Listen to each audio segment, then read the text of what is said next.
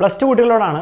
അപ്പോൾ മക്കളെ, നമ്മളിപ്പോഴും ഈ 90% വാങ്ങുക, ഫുൾ മാർക്ക് വാങ്ങുക, 95 ആ റേഞ്ചിലെ കാര്യങ്ങൾ മാത്രമേ നമ്മൾ സംസാരിക്കാറുള്ളൂ.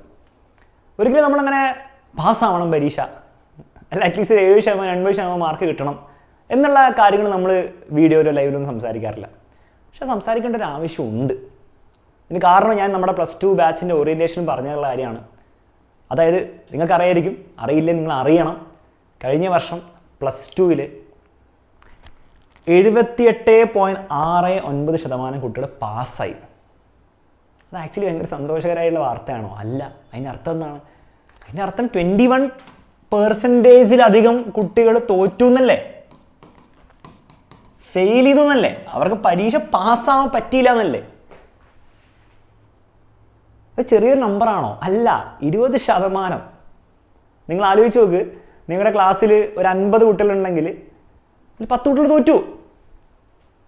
10 കുട്ടികൾ തോറ്റു, +2 തോറ്റു. 10ാം ക്ലാസ്സിൽ മാർക്കൊക്കെ വാങ്ങിച്ച് പാസ്സായി വന്ന്, +1-ലൊക്കെ പാസ്സായി വന്ന്, എന്തിന് 1ാം ക്ലാസ് മുതൽ പാസ്സായി വന്ന ആളല്ലേ, ചിലപ്പോൾ 10ാം ക്ലാസ്സിൽ ഫുൾ A+ വാങ്ങിച്ചിട്ടുണ്ടാവും.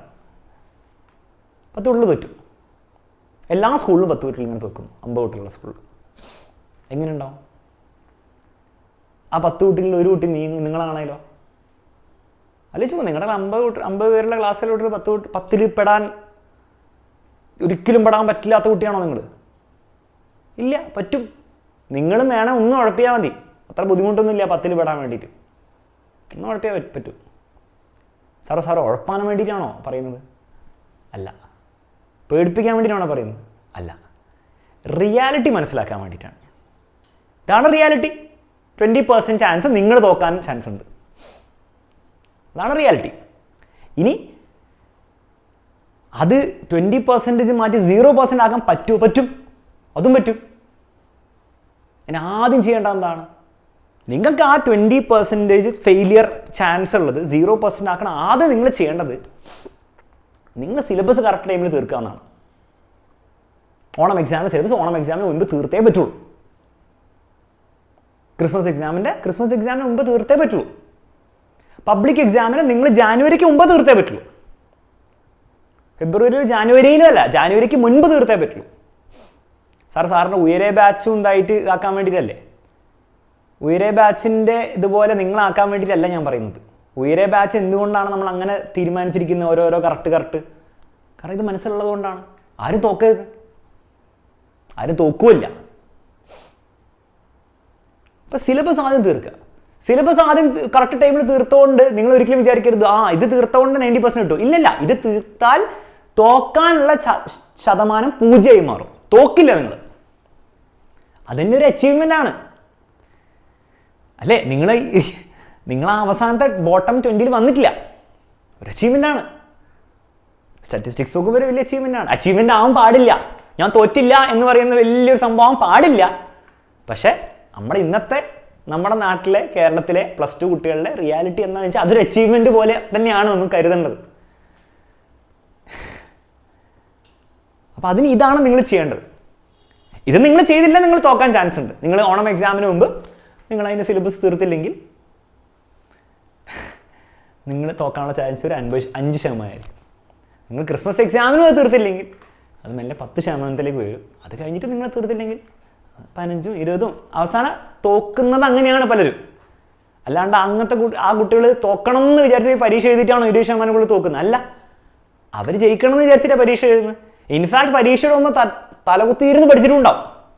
യൂട്യൂബ് ലൈവ്, ആ ലൈവ്, ഈ ലൈവ്, പിന്നെ സ്വന്തം നോട്ട്സ് അവിടുന്ന് ഇവിടുന്ന് വെച്ച് തലകുത്തിയിരുന്ന് പഠിച്ചിട്ടുണ്ടാവും. എന്നിട്ട് തോറ്റെന്തുകൊണ്ടാണ്? അവർ വിചാരിച്ചുകൊണ്ടല്ല, പറ്റില്ലാത്തതുകൊണ്ടാണ്. +2-ലെ പറ്റില്ല. നിങ്ങൾ 10ാം ക്ലാസ് മെൻറ്റാലിറ്റിയോടുകൂടി +2-ൽ വരുന്നതിൻ്റെ പ്രശ്നമാണത്. 10ാം ക്ലാസ്സിൽ 3 മാസം കൊണ്ട് പഠിച്ചു, 2 മാസം കൊണ്ട് പഠിച്ചു, 1 മാസം കൊണ്ട് പഠിച്ചു, ആഴ്ചകൾ കൊണ്ട് പഠിച്ചു, നല്ല മാർക്ക് കിട്ടി, പാസ്സായി, A+ കിട്ടി, ഫുൾ A+ കിട്ടി, ഒക്കെ നടക്കും. ഈ +2-ൽ ഈ പരിപാടി നടക്കാൻ പോകുന്നില്ല. ഇനി നിങ്ങളുടെ വർഷത്തിൽ ഒരിക്കലും നടക്കാൻ പോകുന്നില്ല. 2 വർഷം മുൻപ് ഇവരെഴുതിയ പരീക്ഷ കുറച്ചുകൂടി ഈസി പരീക്ഷയായിരുന്നു. കഴിഞ്ഞ വർഷം വന്ന പരീക്ഷ ആക്ച്വലി ടഫ് പരീക്ഷയായിരുന്നു. അതിൽ ഇതിനേക്കാളും കൂടുതൽ ഫെയിലിയർ റേറ്റ് ആയിരിക്കും എന്ന് എനിക്ക് തോന്നുന്നത്. അൺലെസ് ഈ ഇവാലുവേഷനും കാര്യങ്ങളൊക്കെ ലിബറലായിട്ട് വന്നാൽ ഒരു പക്ഷേ കൂടുതൽ ആൾക്കാർ പാസ്സാവും. അല്ലെങ്കിൽ ഫെയിലിയർ റേറ്റ് കൂടാൻ തന്നെയാണ് ചാൻസ്. നിങ്ങളുടെ വർഷം ഇവാലുവേഷൻ ലിബറൽ അല്ലെങ്കിൽ സാധാരണ പോലെയാണെങ്കിൽ ഫെയിലിയർ റേറ്റ് ഇനിയും കൂടും, കാരണം പരീക്ഷയുടെ ലെവൽ കൂടിക്കൊണ്ടിരിക്കുകയാണ്. അപ്പോൾ ഇത് പേടിപ്പിക്കാൻ വേണ്ടി പറയുന്നതല്ല, കൺസേൺ ഉള്ളതുകൊണ്ട് പറയുന്നതാണ്. കാരണം പല കുട്ടികളും ഈ പ്ലസ് ടു ബാച്ചിൽ ഈ വർഷം ഈ യൂട്യൂബ് ചാനൽ കണ്ടുകൊണ്ടിരിക്കുന്ന, എന്നെ കണ്ടുകൊണ്ടിരിക്കുന്ന പല കുട്ടികളും തോക്കും. അത് തോക്കാതിരിക്കാൻ ഞാൻ പറഞ്ഞ കാര്യം ചെയ്തേ പറ്റുള്ളൂ. അത് കഴിഞ്ഞിട്ടാണ് നിങ്ങൾ എന്ത് ചെയ്യേണ്ടത്? എക്സ്ട്രാ ഉള്ള കാര്യങ്ങളും 80%, 90%, 95% ഫുൾ മാർക്കിലേക്കുള്ള കാര്യങ്ങളൊക്കെ ചെയ്യേണ്ടത്. അതെന്ത് ചെയ്യണം എന്നുള്ള ഓരോരോ വീഡിയോ ആയിട്ട് നമ്മൾ ഓൾറെഡി പറഞ്ഞു. അപ്പോൾ വീണ്ടും ഈ വീഡിയോയിൽ ഞാൻ ആവർത്തിക്കുന്നില്ല എന്തൊക്കെയാണ് നമ്മൾ ഓരോ ചാപ്റ്ററിലും ചെയ്യേണ്ടത് എന്നുള്ള കാര്യങ്ങളൊക്കെ. പക്ഷെ അത് നിങ്ങൾ ചെയ്യണം തോക്കാതിരിക്കുക, അതിനുള്ള ചാൻസ് 0 ആക്കാനാണ്.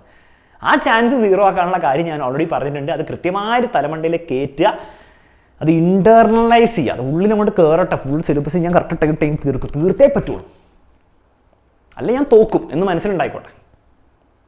അങ്ങനെയാണ് നിങ്ങൾ പഠിക്കും. ഓക്കെ, അത്രേ പറയുന്നുള്ളൂ. ആ ഒരു റിയാലിറ്റി അങ്ങോട്ട് കൺവേ ചെയ്യാൻ വേണ്ടിയിട്ടാണ് വന്നിരിക്കുന്നത്. പ്ലസ് 2 കുട്ടികൾ എന്ന നിലയിൽ നിങ്ങൾ ആ റിയാലിറ്റി മനസ്സിലാക്കി തന്നെ മുന്നോട്ട് പോകണം.